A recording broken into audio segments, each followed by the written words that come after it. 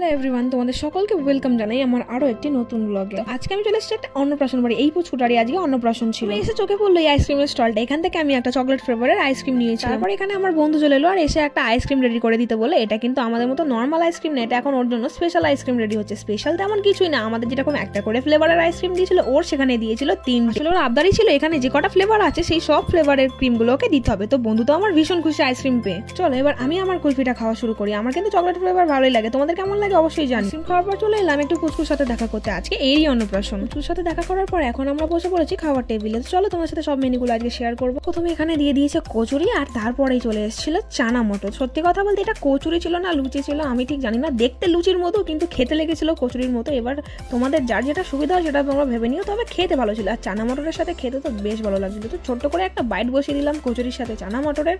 আর তারপরে চানা মটরটা আমি শুধু খেয়েছিলাম একটু, কারণ চানা মটরটা আমার ভীষণই ভালো লেগেছিল। এখানে চানা মটর আর কচুরির পরের আইটেমটাই ছিল এখানে ফিশ ফিঙ্গার। আমি এখানে 2টো ফিশ ফিঙ্গার নিয়েছিলাম, কারণ আমার এই মাছের স্ন্যাক্সগুলো খেতে ভীষণই ভালো লাগে। আর সব জায়গায় ডিমের ডেভিল আর চিকেন কাটলেট খেয়ে খেয়ে মুখে একটা অন্যরকমই আলাদা স্বাদ চলে এসেছিল। এখানে ফিশ ফিঙ্গারটা দেখে আমি তো ভীষণই খুশি হয়েছিলাম। এখানে আমি টোটাল 4টে ফিশ ফিঙ্গার খেয়েছিলাম। আমি নিজেই 2টো নিয়েছিলাম আর তারপরে বোনের ভাগের ফিশ ফিঙ্গার আর মায়ের ভাগের ফিশ ফিঙ্গার এই দুটোও আমাকে দিয়ে দেয়। তোমাদের কাদের কাদের এরকম স্ন্যাক্স ভালো লাগে অবশ্যই কমেন্টে জানিও কিন্তু। তো এরপরে নেক্সট আইটেম ছিল আমাদের স্টিম রাইস আর সাথে দিয়েছিল আলু ভাজা আর তার সাথে ছিল একদম ঘন মুগের ডাল। তো প্রথমে আমি ডাল আর ভাতটাকে সুন্দর করে মাখিয়ে নিলাম, তারপরে আমার নজর গেল লেবুটার দিকে। লেবু কিন্তু ডাল ভাতের না ওই যে টেস্টটাকে আরো বাড়িয়ে দেয়। আমার তো লেবু দিয়ে ডাল ভাত খেতে ভীষণই ভালো লাগে, আর বিশেষ করে যখন নিরামিষ ডাল ভাত খাই। তো প্রথমে ডাল আর ভাতের সাথে লেবু মাখিয়ে সুন্দর করে একটা বাইট বসিয়ে দিলাম।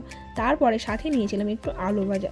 এই পোস্ত আলু ভাজা আর ডাল ভাত যা খেতে লাগে না, জাস্ট অসম। ডাল ভাত শেষ করার পরেই চলে এলো কাতলা কালিয়া। আমার সবসময় লেজার পিসটাই পড়ে, তবে আজকে পড়েছিল আমার দাগা সাইডটা। তবে খেতে ভালো লেগেছিল, যে কোনো মাছই আমার ভালো লাগে খুব, আর বিশেষ করে কাতলা মাছের তো আমি জাস্ট ফ্যান। মাছ ভাত তখনও আমার শেষ হয়নি, চলে এলো ঝরঝরে বাসন্তী পোলাও। পোলাওটা কিন্তু বেশ ঝুরঝুরে ছিল। তারপরে চলে এলো লাল লাল ঝাল ঝাল চিকেন কষা, যেটা আমার ফেভারিট সব আইটেমের মধ্যে। বাসন্তী পোলাওয়ার সাথে চিকেন কষা এই কম্বোটা আমার কাছে দারুণ লাগে। তোমাদের কার কার বাসন্তী পোলাওর সাথে চিকেন খেতে ভালো লাগে অবশ্যই জানি কিন্তু। তারপরেই চলে ছিল প্লাস্টিকের চাটনি আর সাথে ছিল পাঁপড়, যেগুলো ঝুড়ি ঝুড়ি করে ভাঙা ছিল। প্লাস্টিকের চাটনিটা এই নিয়ে আমি 2বার খেলাম। আগে খেয়েছিলাম বন্ধুর বিয়েতে আর তারপরে খেলাম এই অন্নপ্রাশন বাড়িতে। আমার মোটামুটি লেগেছে। আমার কিন্তু প্লাস্টিকের চাটনি থেকে আমের চাটনিটাই বেশি ভালো লাগে। তোমাদের কার কোনটা ভালো লাগে অবশ্যই জানিও কিন্তু কমেন্টে।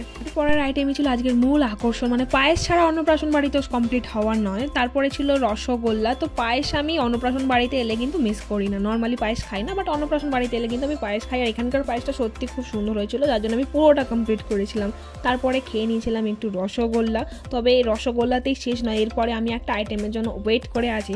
তো অবশেষে সেই আমার ফেভারিট নলেন গুড়ের সন্দেশ, আমি এটা 2টো নিয়েছিলাম কারণ আমার সন্দেশ খেতে ভীষণই ভালো লাগে। এটা আইসক্রিমটা তো আমরা স্টলেই খেয়ে নিয়েছিলাম আর তারপরে ছিল সাথে হাজমোলা। তো আজকের খাওয়া দাওয়াটা এখানেই শেষ করলাম। দেখা হচ্ছে খুব তাড়াতাড়ি নতুন একটা ভিডিওর সাথে। আর আজকের ভিডিওটা কেমন লেগেছে তোমাদের অবশ্যই কমেন্টে জানিয়ে দিও। টাটা সবাইকে, সবাই খুব ভালো থেকো।